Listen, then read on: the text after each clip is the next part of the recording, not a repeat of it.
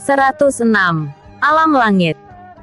Usai suara kembang api mereda, Dongsu merasakan tanah yang dipijaknya tiba-tiba bergetar seolah terjadi gempa bumi. Dongsu menjaga jarak dengan Jianmo beberapa meter untuk melihat situasi yang terjadi.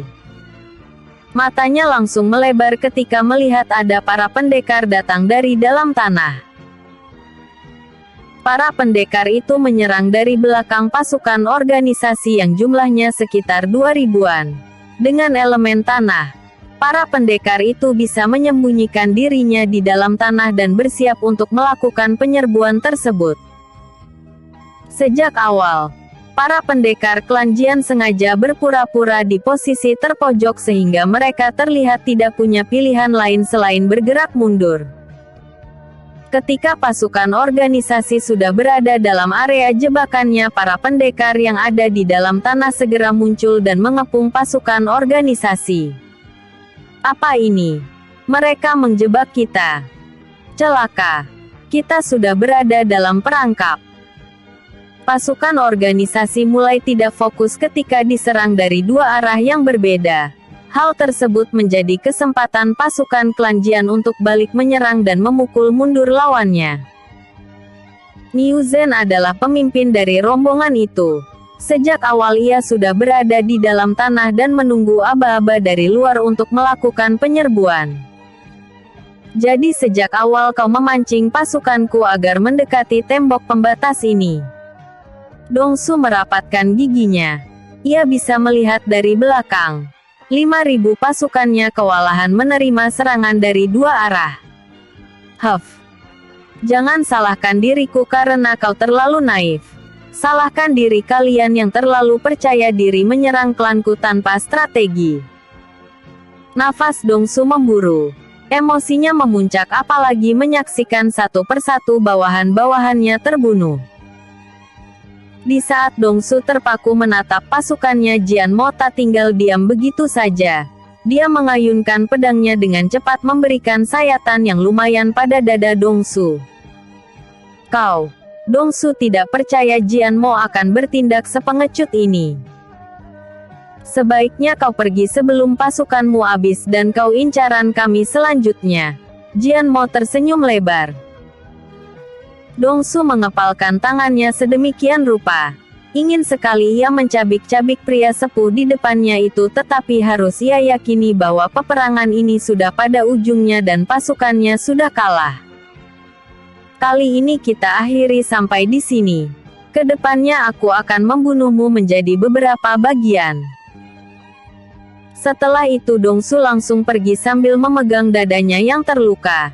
Ia tak memikirkan lagi pasukannya yang masih ada dalam medan pertempuran karena yakin mereka sudah tidak tertolong lagi. Jianmo menyaksikan Dongsu dari jauh sambil menghela nafas lega. Meski mengungguli kemampuan lawannya, tetapi jika sampai membunuhnya adalah perkara berbeda. Jianmo harus menggunakan berbagai cara untuk membunuh Dongsu dan ia yakin itu mengorbankan kaki atau tangannya. Jianmo tidak langsung beristirahat melainkan membantu membunuh pasukan organisasi yang tersisa. Ia juga harus menolong Jian Fengsa yang hampir kehabisan tenaga dalam melawan 3 orang lawannya. Dengan gabungnya seorang pendekar yang di ranah alam hampa, maka hanya soal waktu keadaan berubah terbalik. Pasukan organisasi semakin terpojok dengan keadaan ini, apalagi lawan mereka yang jauh lebih banyak. Hal ini membuat mereka putus asa, jadi mereka mulai berteriak menyerukan kekalahan sekaligus tanda untuk menyerah. Pasukan organisasi berharap hal itu setidaknya bisa menyelamatkan nyawanya kalaupun ia harus berada di dalam penjara. Sayangnya mereka tidak tahu bahwa pasukan lawannya sejak awal berniat menghabisi organisasi kriminal tersebut.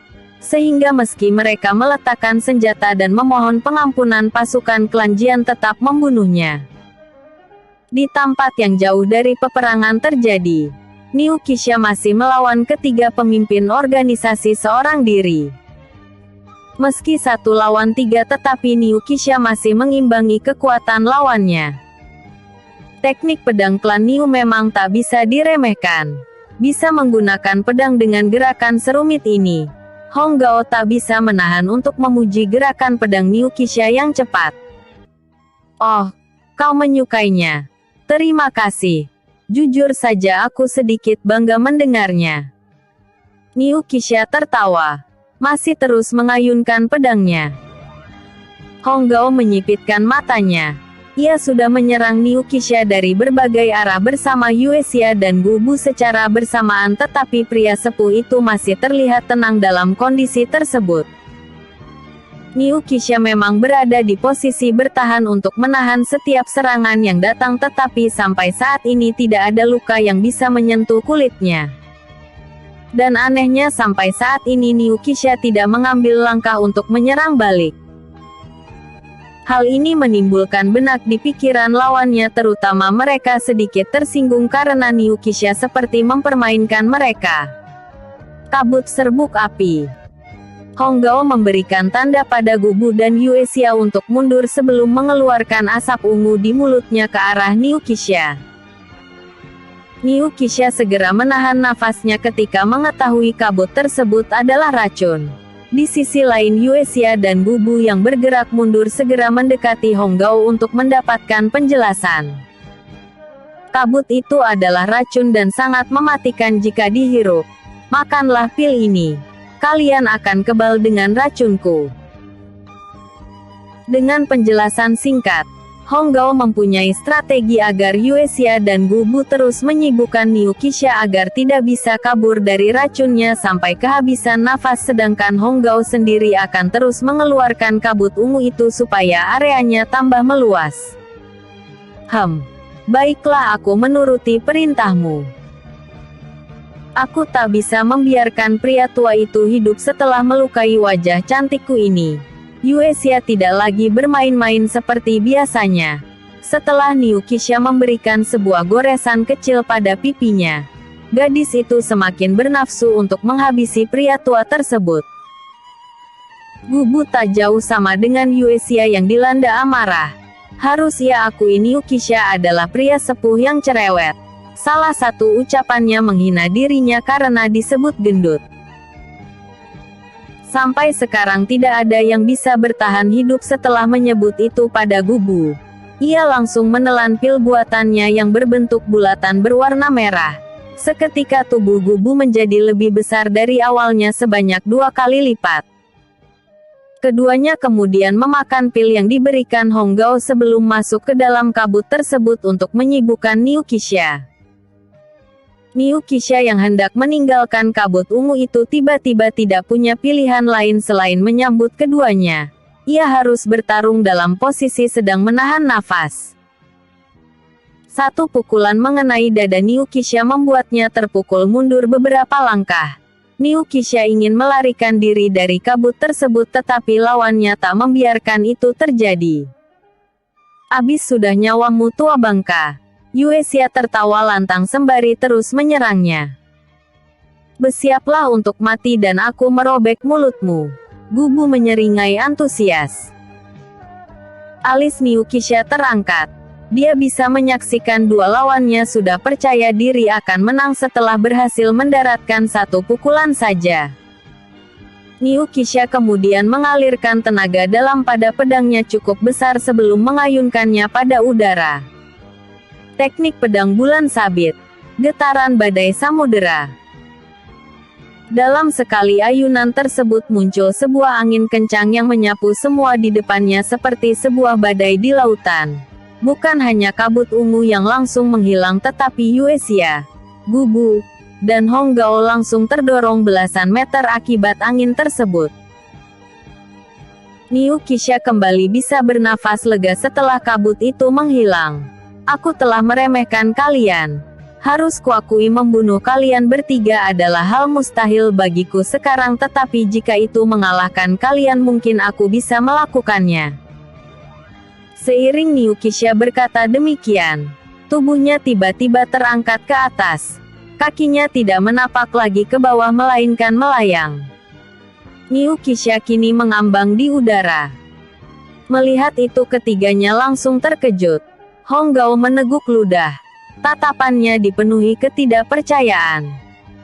Kau sudah berada di alam langit. Episode sebelumnya. Eps 105. Melawan balik. Episode berikutnya. Eps 107. Seruan kemenangan. Salah satu ciri seseorang berada di alam langit adalah orang tersebut bisa melayang di udara. Ini karena mereka yang menembus alam langit bisa dibilang telah terlepas dari hukum aturan bumi. Dengan tenaga dalam yang cukup maka Niukisha bisa membuat tubuhnya terbang di udara. Niukisha kini memandang tiga lawannya yang menatapnya dengan sedikit ketegangan. Hal itu cukup diwajari karena pendekar alam langit merupakan eksistensi puncak di dunia persilatan di Kekaisaran Naga. Di Provinsi Naga Petir sekalipun pendekar alam langit bisa dihitung dengan jari. Wajar saja Honggao, Yuesia dan Gubu terkejut bukan main. Niukisha tidak menunggu ketiganya dan langsung menyerangnya dengan teknik pedang rembulan. Cerminan tetesan hujan membuat tubuhnya terbagi menjadi tiga.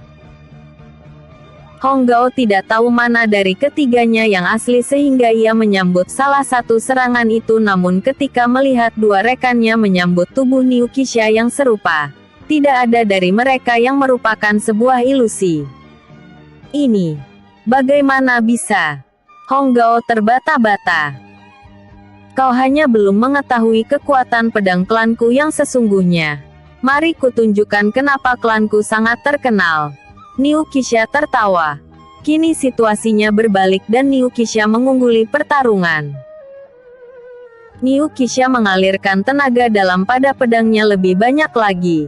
Setelah memberikan jeda pada mereka dan tiga tubuhnya bersatu kembali, dia menggunakan teknik rembulan lainnya. Goresan demi goresan mulai terukir di tubuh lawannya. Honggao, Yuesia, dan Gubu semakin kelabakan menghadapi serangan Niukisha yang bertubi-tubi itu.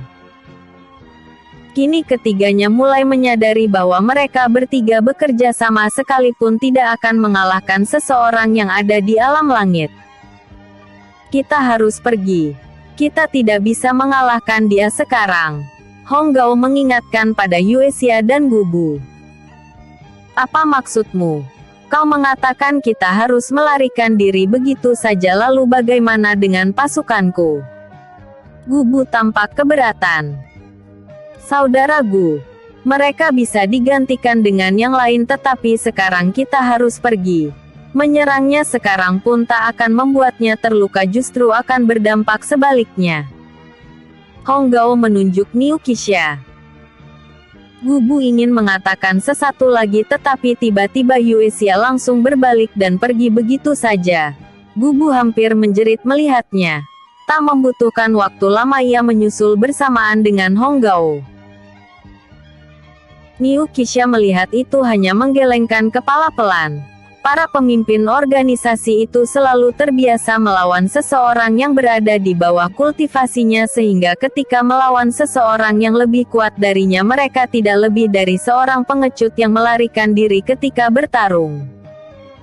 Padahal kalau mereka bertarung serius melawan dirinya sejak awal, mungkin Niukisha akan kerepotan menghadapinya. Niukisha tidak mengejarnya karena sejak awal dia tidak berniat membunuh mereka. Tujuannya di sini tidak lebih dari melindungi klan Jian. Niukisha menilai dengan peperangan ini setidaknya kekuatan aliansi organisasi itu berkurang sebesar 20% dan selama itu juga ia yakin organisasi-organisasi itu tidak akan bekerja selama beberapa waktu ke depan. Jian Chen itu, kira-kira apa yang dia lakukan dengan penyerangan terhadap klannya ini? Niukisha mendadak teringat tentang sosok Jian Chen yang berdarah dingin. Dia menebak anak muda tersebut pasti melakukan sesuatu yang lebih kejam dibanding ketika di klan Niu. Niukisha meyakini Jian Chen pasti sudah terlibat dalam peperangan ini. Aku menyerah. Berhentilah. Jangan bunuh aku. Kami salah. Mohon maafkan kami. Pasukan organisasi yang ada di dekat tembok klan Jian kini sudah tidak punya semangat lagi untuk bertarung. Kebanyakan dari mereka sudah berlutut dan mengangkat kedua tangannya menandakan penyerahan. Pasukan organisasi tentu sangat ketakutan melihat rekan-rekannya telah terbantai sebagian besarnya. Jumlah 5.000 pasukan itu kini hanya tersisa 500 orang saja karena pihak klan Jian seperti tidak pernah mengampuni mereka walau sudah menyerah. Mereka tidak tahu bahwa di dalam para pendekar klan Jian itu terdapat 3 pasukan yang berbeda. Pendekar dari klan Niu, klan Chu serta pendekar bayaran dari asosiasi klan Niu. Masalahnya ini bukan karena soal penyerangan pada klan Jian saja tetapi masalah pihak pemerintah provinsi untuk memburu organisasi-organisasi jahat ini. Sudah tak terbilang banyak kasus yang masuk lewat klan Chu akibat kejahatan organisasi tersebut. Kasus klan Jian adalah tanda yang nyata bahwa organisasi-organisasi mereka tak bisa didiamkan lebih lama lagi. Boleh jadi 1-5 tahun ke depan, organisasi aliansi ini bisa menjadi ancaman bagi keselamatan yang lain. Semua pandangan tertuju pada Panglima di rombongan klan Chu yang berada di alam bumi. Mereka menunggu pendapatnya apakah pasukan organisasi ini harus dieksekusi atau dibiarkan hidup di penjara. Ketua klan Chu memerintahkan kita untuk menghabisi semuanya tetapi jika kita melakukan hal serupa itu artinya sikap kita tidak beda jauh dengan mereka. Pendekar yang berpangkat panglima itu bisa memutuskan sesuatu yang berbeda dengan atasannya ketika situasi di lapangan sangat berbeda. Pada akhirnya setelah berpikir lama, Panglima klan Chu itu memilih membiarkan pasukan yang tersisa hidup dengan syarat dantian mereka dihancurkan. Hal itu justru ditentang keras oleh pasukan organisasi karena menghilangkan ilmu silat mereka sama saja dengan mati bahkan lebih buruk dari mati itu sendiri. Mereka yang menentang kebijakan ini akan dieksekusi sedangkan yang menerima bisa dibiarkan hidup. Hanya saja yang dibiarkan hidup tidak punya semangat lagi untuk menjalani kehidupannya nanti. Meski terlihat kejam klan Chu tersebut namun kenyataannya tidak demikian. Pasukan organisasi itu telah banyak membakar desa-desa kecil beberapa tahun ini termasuk membunuh dan menculik para warganya. Klan Chu yang selaku pemimpin provinsi dibuat pusing oleh tingkah mereka. Jadi wajar saja rombongan klan Chu ini terlihat dingin pada organisasi-organisasi tersebut. Saudara-saudari sekalian, terima kasih atas jasa kalian menyelamatkan klanku. Jian Fengsha, selaku pemimpin klan Jian mengucapkan rasa terima kasihnya setelah peperangan ini dirasa sudah berakhir. Jian Fengsha mengalami beberapa luka namun tidak terlalu parah. Dia langsung naik ke atas tembok untuk mengumumkan kemenangan peperangan tersebut. Tak lama kemudian sorakan demi sorakan berseru saling sahut-menyahut, menggemakan suara kemenangan. Jian Fengsha menjanjikan kompensasi pada pendekar yang berjuang setelah ini. Sumber daya ditambah uang siap diberikan pada mereka. Hal tersebut seperti angin segar bagi yang mendengar. Setidaknya para pendekar tidak kembali dalam keadaan tangan kosong setelah perjuangan berat malam ini. Cener, kau langsung pergi sekarang. Seenggaknya kau bisa istirahat sebentar di sini. Jian Ye menahan Jian Chen yang hendak pergi setelah peperangan ini dirasa usai. Setelah membabat habis pasukan organisasi di dekat gua itu, Jian Chen tiba-tiba mengatakan akan pergi malam ini. Jian Ye tentu saja mencegahnya karena ia bisa melihat wajah lelah Jian Chen. Jian Ye masih tidak melupakan pembantaian yang dilakukan pemuda di depannya terhadap pasukan organisasi yang tersisa. Dengan elemen cahayanya, Jian Chen bagai dewa perang yang membunuh siapa saja di dekatnya. Para pendekar klan Jian bahkan meneguk ludah menyaksikan itu apalagi melihat bagaimana kejamnya Jian Chen pada musuh-musuhnya. Jian Chen langsung memisahkan diri setelah dirasa pasukan organisasi habis. Jian Ye lekas menyusulnya setelah itu. Aku hanya pergi ke asosiasi dan tinggal di sana selama beberapa hari ke depan. Jika kondisi klan Jian mulai membaik semula, aku akan keluar dan menemui keluargaku. Jian Chen menjelaskan kesalahpahaman Jian Ya yang berpikir ia akan meninggalkan klan. Oh, maafkan aku. Wajah Jian Ya memerah. Ia sempat menyesali sikap perhatiannya yang berlebihan. Jian Chen kembali memakai topengnya sebelum menghilang dari pandangan Jian Ya. Jian Chen berpikir untuk menunggu Miu Lin di asosiasi. Ada hal yang harus dia bicarakan. Episode sebelumnya. Eps 106. Alam Langit. Episode berikutnya. Eps 108. Gadis bergaun merah. Gadis bergaun merah. Miu Lin adalah salah satu tokoh penting di klan Jian berkat jasa-jasanya. Karena dari dialah klan Jian mendapatkan informasi tentang penyerangan ini serta cara menyusun strategi untuk melawan mereka. Meski korban tak dapat dihindari, setidaknya dengan strategi tersebut membuat klan Jian bisa meminimalisir jumlah korban di pihaknya.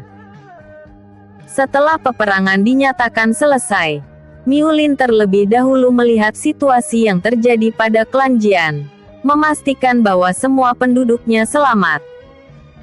Mendengar tidak ada yang terbunuh bahkan tak ada yang terluka membuat Miu Lin bernafas lega.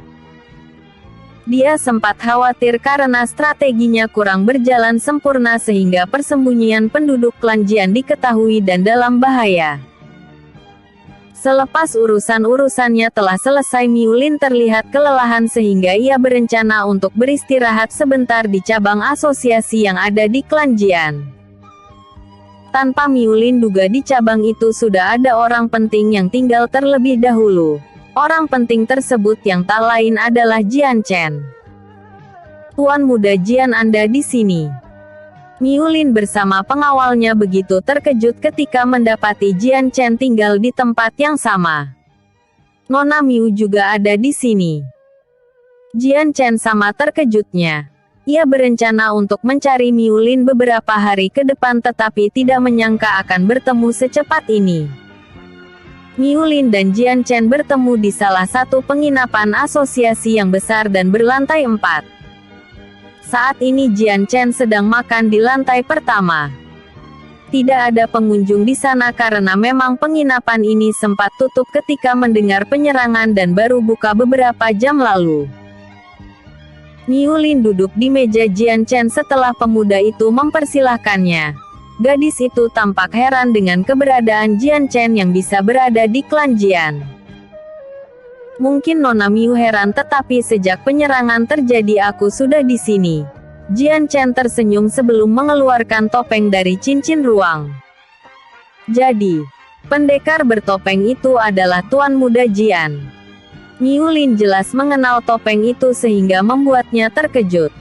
Jian Chen mengangguk. Saat itu aku tak bisa membocorkan identitasku pada Nona Miu karena banyak orang di sana. Jian Chen tidak keberatan jika identitasnya diketahui Miu Lin, tetapi berbeda kasusnya jika yang mengetahui adalah orang klannya sendiri. Nona Miu, sebenarnya aku juga ingin menemuimu untuk berbicara beberapa hal tetapi sepertinya waktunya tidak tepat. Anda terlihat kelelahan. Miu Lin tersenyum tipis. Dia tidak menutupi semua itu. Tapi jika Tuan Muda ingin berbicara sekarang, aku tidak keberatan menemanimu. Tidak usah. Jika kita berada di penginapan yang sama maka besok-besok kita bisa bertemu dan berbicara. Lagian aku juga membutuhkan istirahat malam ini. Jian Chen menggeleng pelan. Kemudian selama beberapa hari ke depan Jian Chen dan Miu Lin bertukar informasi tentang segalanya, terutama peperangan klan Jian ini. Dari Miu Lin, Jian Chen mendapatkan informasi bahwa tidak ada korban penduduk klan Jian yang meninggal, tetapi setidaknya ada ratusan pendekar klan Jian yang gugur dari peperangan tersebut. Jian Chen terkejut setelah mengetahui bahwa bukan hanya asosiasi dan klan Niu saja yang membantu tetapi klan Chu juga. Sebenarnya klan Chu hanya berniat memberantas organisasi-organisasi itu. Meski tidak berniat menolong klan Jian, tetapi mereka juga secara tidak sadar telah membantu pihak kita. Jelas Miu Lin.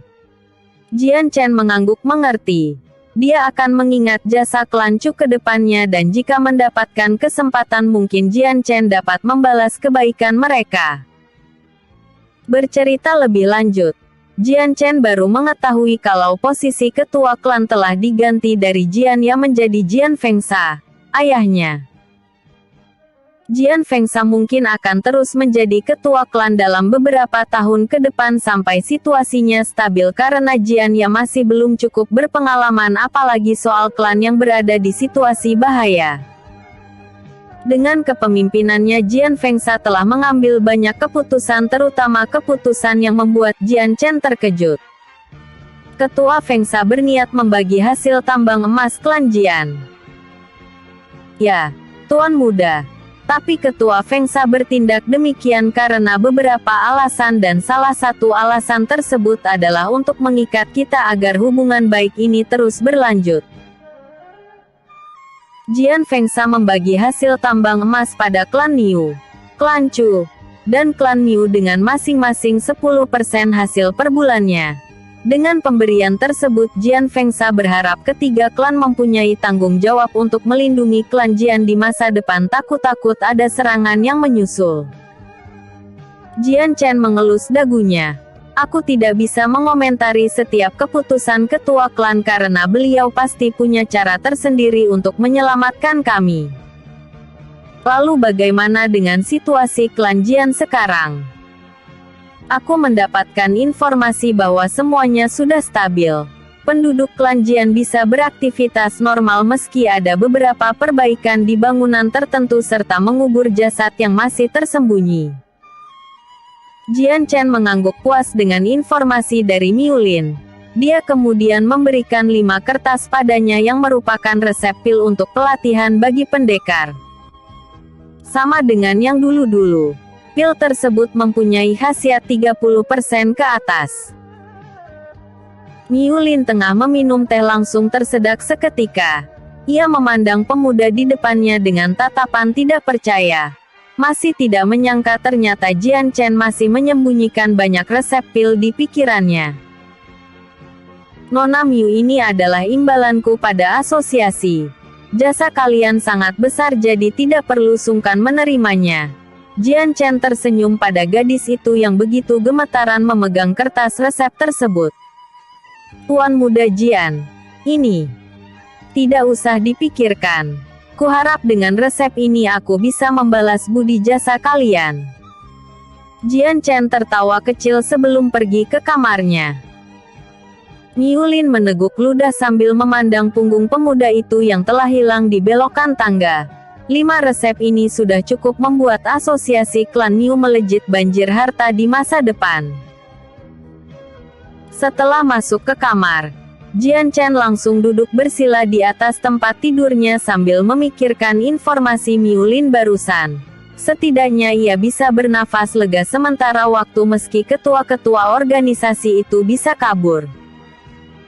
Dengan kekuatannya yang bisa diraih di masa depan, ada kemungkinan Jian Chen akan berperan sama dengan kehidupan sebelumnya, yaitu memberantas organisasi-organisasi tersebut.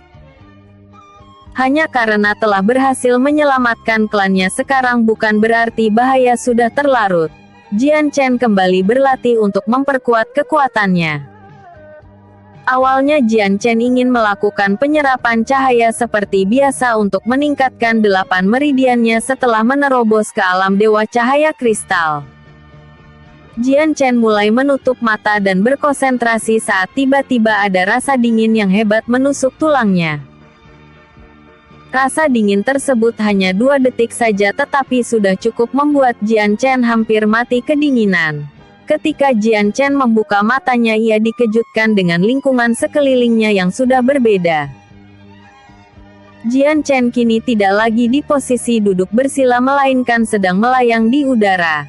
Sementara itu tempat Jian Chen sekarang bukan lagi di kamar melainkan seperti di sebuah ruangan tanpa batas.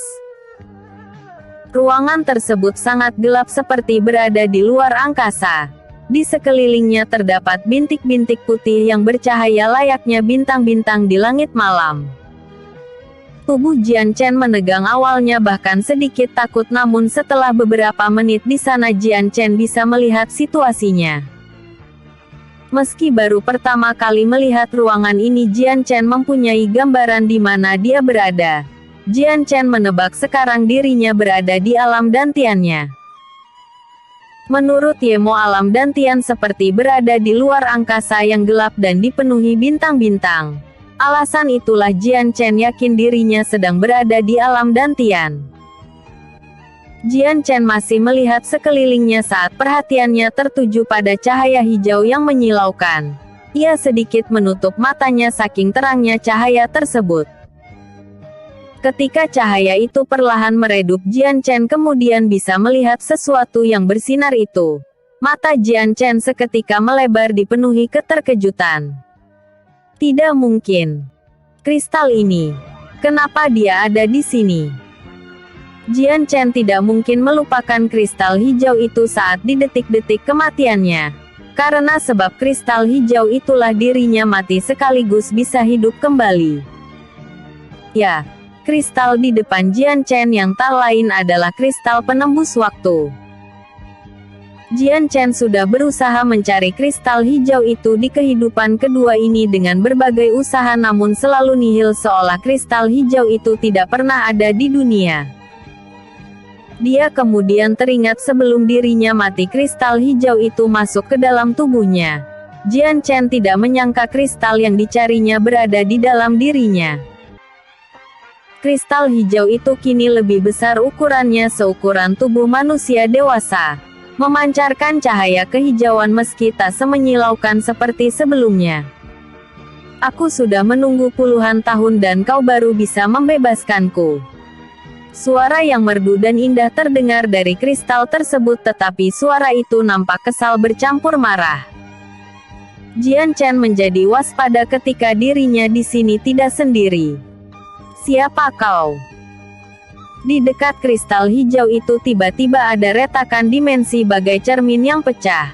Retakan tersebut kian membesar dan membesar hingga melebar sampai terhenti ketika seukuran manusia. Setelah itu keluarlah seorang wanita dari retakan dimensi tersebut. Wanita itu memakai gaun merah menyala yang indah. Bergerak lembut mengikuti lekuk tubuhnya yang ramping. Kulitnya begitu putih seputih salju di kala musim dingin. Dari bagian gaunnya yang terbuka, Jian Chen bisa merasakan kulit itu sangat halus bagai giok yang dipoles dengan lembut.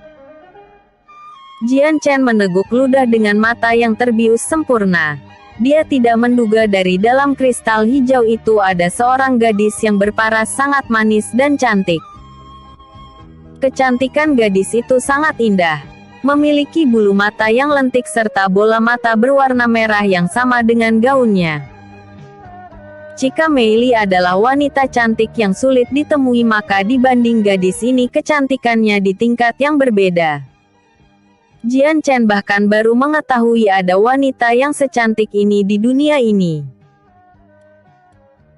Episode sebelumnya. Eps 107. Seruan kemenangan. Episode berikutnya. Eps 109. Tuan Puteri. 109. Tuan Puteri. Jika kau menatapku terus seperti itu, akan kucongkel dua matamu. Gadis bergaun merah itu berdecak kesal melihat Jian Chen yang menatap tubuhnya dari bawah ke atas. Jian Chen tersadar dan batuk pelan. Saking terbiusnya, ia hampir lupa yang ditatapnya itu adalah makhluk hidup. Jian Chen harus akui gadis di depannya memang terlalu cantik untuk seorang wanita. Jian Chen kembali menjadi waspada. Ia tidak mengetahui siapa identitas wanita di depannya. Aku bukan orang jahat. Kau tidak harus mewaspadaiku seperti itu. Gadis itu berdecak kesal kembali. Sulit mengatakan kau orang baik jika sebelumnya kau mengancamku. Terserah. Aku tidak peduli kau percaya atau tidak. Aku hanya ingin mengatakan padamu agar kau membebaskanku dari kristal sialan ini. Alis kanan Jian Chen terangkat. Dia tidak memahami situasinya tetapi menyadari gadis itu tidak dalam kondisi yang baik. Hei, kau dengar tidak? Gadis itu berteriak dengan nada kesal lagi. Aku sudah cukup menunggumu puluhan tahun di sini, jadi jangan membuatku menunggu kesekian kalinya. Jian Chen melipat tangannya. Apa yang membuatmu berpikir aku akan membantumu? Apakah itu cara kau meminta pertolongan pada seseorang? Wanita itu semakin kesal dibuatnya. Dasar pria bodoh. Jika kau tidak menolongku sekarang maka kau akan menyesalinya seumur hidup. Aku tidak akan menolongmu. Kau. Gadis itu ingin mengumpat dan berkata kasar lagi pada Jian Chen, tetapi secara tiba-tiba ada sebuah rantai hijau muncul dari kristal di belakangnya. Rantai hijau itu segera melilit pinggang. Kedua tangan serta kaki gadis itu secara paksa lalu menariknya untuk kembali masuk ke dalam kristal. Apa-apaan ini? Aku baru saja keluar setengah menit tetapi kristal ini sudah memaksaku untuk kembali ke dalam. Gadis itu tidak menyembunyikan kekesalannya lalu menoleh ke arah Jian Chen.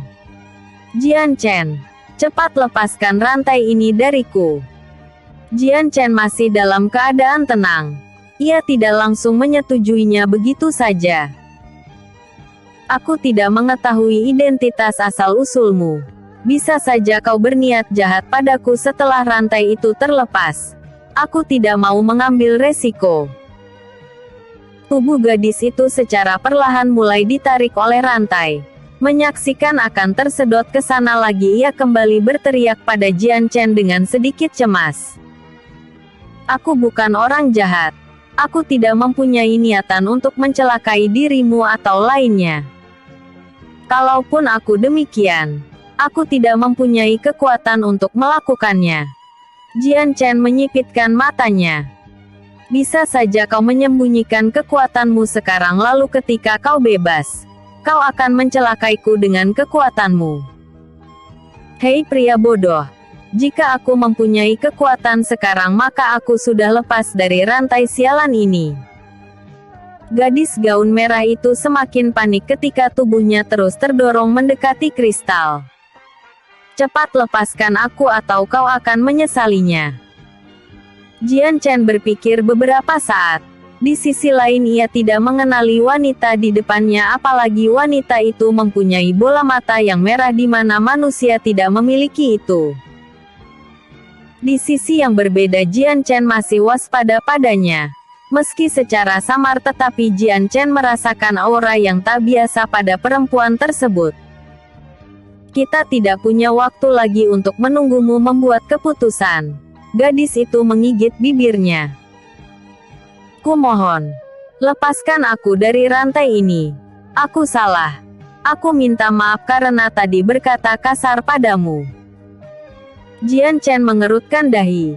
Wanita yang sebelumnya bersikap tinggi itu kini merendah secara tiba-tiba. Aku bersumpah, jika kau menolongku aku akan membantumu. Hidupku akan kuserahkan padamu. Kumohon. Gadis itu tidak mementingkan lagi harga dirinya.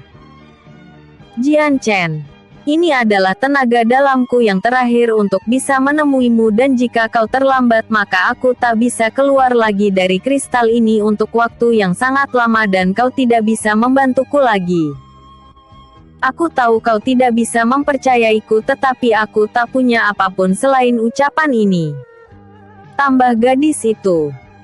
Jian Chen menghela nafas panjang. Melihat gadis itu yang memohon bahkan hampir menangis membuat hatinya menjadi luluh juga. Baik, aku akan menolongmu. Sekarang apa yang harus lakukan untuk membantumu? Tangisan gadis itu terhenti digantikan senyuman yang lebar. Kau tinggal putuskan rantai ini dengan kekuatanmu. Tak perlu banyak. Tenaga dalam sedikit saja sudah cukup membuat rantainya terputus. Kalau begitu bukankah kau bisa melepaskan rantai ini? Hei, Jika aku bisa maka sudah dari tadi aku melakukannya. Rantai itu tak bisa dihancurkan dari dalam olehku sendiri. Sebaliknya ia memerlukan tenaga dalam orang lain agar bisa terputus. Jian Chen kemudian melayang mendekati rantai hijau tersebut. Dengan membuka telapak tangannya dan mengalirkan tenaga dalam. Satu ayunan langsung terputus rantai tersebut. Jian Chen memutuskan 5 rantai terakhir. Gadis bergaun merah itu seketika terbebas dan rantai tadi masuk kembali ke dalam kristal. Aku bebas. Aku bebas. Gadis itu begitu riang melayang kemana-mana. Seolah seperti burung yang terlepas dari sangkar. Jian Chen melihat hal tersebut sedikit terkejut. Aura keanggunan gadis itu telah hilang seketika ketika melihat begitu kanak-kanaknya ia. Menyadari sikapnya, gadis itu kemudian batuk pelan lalu melayang ke arah Jian Chen. Lupakan soal barusan. Kau tak usah mengingatnya. Gadis itu mengibaskan rambut panjangnya dengan begitu bangga. Dia melipat tangan di dada lalu memandang Jian Chen dengan perasaan jijik. Kau jangan anggap serius perkataanku tadi. Itu hanya sebuah ucapan. Tidak mungkin aku, Tuan Puteri, menyerahkan hidupku ini padamu. Jian Chen tersenyum tipis. Aku tidak mengharapkannya. Walaupun aku tidak menduga kau begitu tidak punya rasa malu untuk mengucapkan itu. Hei dasar tidak sopan. Aku ini Tuan Puteri. Tentu saja aku memegang kata-kataku. Gadis itu mendengus kesal lalu menunjuk Jian Chen. Asalkan kau tahu, aku berbicara seperti itu karena ingin menyelamatkan hidupku. Tidak lebih. Jadi, apa yang akan kau lakukan setelah terbebas dari rantai tersebut? Membunuhku. Jian Chen tersenyum. Masih tetap tenang menyikapi. Sudah kubilang aku bukan orang jahat. Maksudku, tidak sepenuhnya jahat. Sebagai hadiah karena kau telah membebaskanku, bagaimana kalau kau mau menjadi budakku? Bagaimana? Kau senang bukan? Satu alis Jian Chen bergetar. Ia tidak mengenal identitas gadis tersebut tetapi Jian Chen merasa gadis itu terlalu memandang tinggi dirinya serta memandang lawan bicaranya dengan rendah.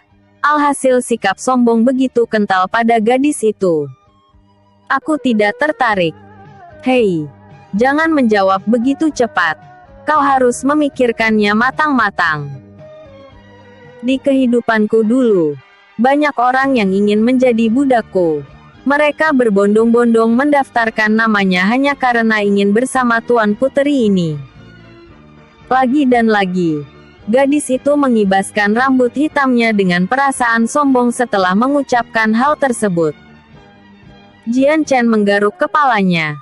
Lama-lama dirinya kesal juga dipandang rendah oleh wanita ini. Begini Nona, aku tidak mengenalmu, apakah kau Tuan Puteri ataupun bukan. Lebih tepatnya aku tidak peduli dengan statusmu. Jadi sebagai tamu tak diundang dalam tubuhku ini, setidaknya kau memperkenalkan namamu terlebih dulu. Kau ingin mengetahui nama Tuan Puteri ini? Benar-benar lancang. Kuperingatkan padamu untuk terakhir kali. Jika kau berkata demikian akan kupotong lidahmu itu. Jian Chen menghela nafas panjang. Sepertinya ia telah salah berkomunikasi dengan wanita itu. Seumur hidupnya baru pertama kali ada seseorang yang sangat sombong di antara orang sombong seperti gadis di depannya. Tanpa berbicara lagi Jian Chen mengayunkan tangannya yang seketika rantai hijau bermunculan dari kristal di belakangnya. Dengan sekali instruksi, rantai-rantai itu bergerak cepat menuju gadis tersebut dan meringkusnya. Kau bisa mengendalikan rantai itu. Gadis itu sangat terkejut. Jian Chen tidak menjawab. Sebenarnya ia menyadari hal tersebut ketika berusaha memotong rantai dari gadis itu sebelumnya. Entah kenapa rantai itu seperti bagian anggota tubuhnya. Mungkin hal tersebut terjadi karena tempat ini merupakan alam dantian Jiankren. Jian Chen kemudian mendekati gadis itu dengan senyuman yang mengejek. Baik Tuan Puteri, aku tantang kau berbicara seperti itu lagi maka kau akan terkejut dengan apa yang kulakukan setelahnya. Kau. Gadis itu tak bisa menahan diri selain mengumpat. Episode sebelumnya. Eps. 108. Gadis bergaun merah. Episode berikutnya. Eps. 110. Jian Chen tersenyum penuh kemenangan melihat kekesalan gadis itu. 110. Puteri Liliana. Jian Chen tersenyum penuh kemenangan melihat kekesalan gadis itu. Baik, dimulai dari namamu. Siapa kau sebenarnya? Kau pikir aku akan menurut padamu? Jangan bermimpi. Aku ini Tuan Puteri. Tidak mungkin patuh pada manusia sepertimu. Gadis itu bereaksi keras. Oh, baiklah. Jian Chen menggerakkan jarinya. Seketika rantai yang melilit gadis itu bergerak dan menariknya paksa. Hei, hei. Apakah kau seorang pria? Beraninya hanya mengancam wanita seperti ini. Aku tidak peduli. Kau harus memilih antara menjawab pertanyaanku atau kembali ke kristal itu. Cih. Baik, baik. Aku akan memberitahukan namaku asal kau lepaskan rantai ini dulu. Jian Chen mengayunkan tangannya seketika rantai itu terlepas. Gadis itu mendengus kesal sembari menepuk-nepuk gaunnya seolah kotor. Tuan Puteri Liliana. Itulah namaku. Puas. Gadis itu memperkenalkan namanya. Ia juga menekan kata Tuan Puteri agar Jian Chen mengingat status besarnya. Kau sepertinya memang seorang puteri dari kerajaan. Liliana. Nama itu cukup aneh meski indah didengar. Liliana adalah nama klanku yang sangat agung dan ternama. Dibanding kekuatan klanmu, klan Jian bukan apa-apa melainkan hanya butiran debu. Gadis itu melipat tangannya di dada, tersenyum sinis pada Jian Chen. Aku belum pernah mendengar klan itu. Tentu saja kau tidak akan mendengarnya di dunia kecilmu ini. Dunia kecil. Lupakan. Kau terlalu polos untuk mengetahui semua itu. Mungkin dibanding nama klanku yang asing kalian lebih mengenal kami dengan kaum Raspberry. Jian Chen melompat mundur mendengar itu. Raspberry. Kau berasal Raspberry. Haha. Terkejut. Kau harus bangga di depanmu ini adalah Tuan Puteri dari ras tersebut. Gadis itu tersenyum penuh kebanggaan. Mata Jian Chen menyipit, menjejali ekspresi gadis itu namun tidak menemukan tanda kebohongan. Jian Chen tentu saja mengetahui Raspberry karena itu merupakan sebuah dongeng untuk anak kecil sebelum tidur. Raspberry digambarkan sebagai sosok makhluk baik yang menolong umat manusia dari kehancuran. Mereka ras yang kuat dan eksistensi yang tak tertandingi untuk melawan para iblis. Meski demikian indah kisah-kisahnya tetap saja itu hanya sebuah dongeng belaka. Tidak nyata. Walau ada beberapa orang yang mempercayai bahwa sebenarnya Raspberry itu memang benar-benar ada tetapi masalahnya mereka tidak pernah bertemu peri tersebut secara langsung. Hal tersebutlah yang membuat Raspberry hanya sekedar mitos belaka, dan sering dikatakan makhluk khayalan karena tidak nyata. Alasan Jian Chen terkejut karena dirinya sempat mempercayai bahwa peri itu memang ada di dunia ini apalagi ketika yang memberitahu hal tersebut adalah gurunya. Raspberry itu memang benar ada. Cener.